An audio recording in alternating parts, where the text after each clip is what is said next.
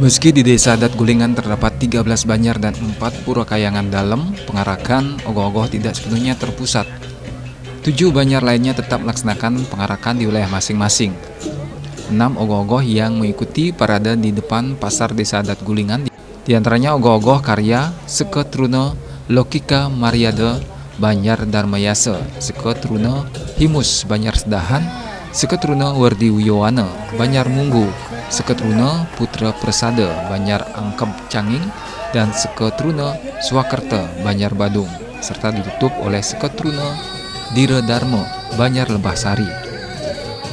Seluruh pementasan tampak memukau penonton, tidak hanya menampilkan ogoh-ogoh, masing-masing peserta juga menyuguhkan fragmentari yang menambah kesemarakan suasana malam pengerupukan.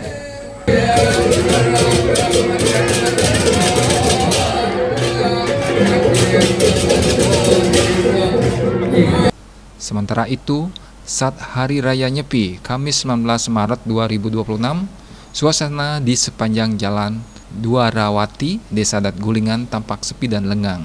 Kondisi ini menandakan umat Hindu menjalankan catur berata penyepian dengan tertib dan khusyuk. Indrawan, Bali TV.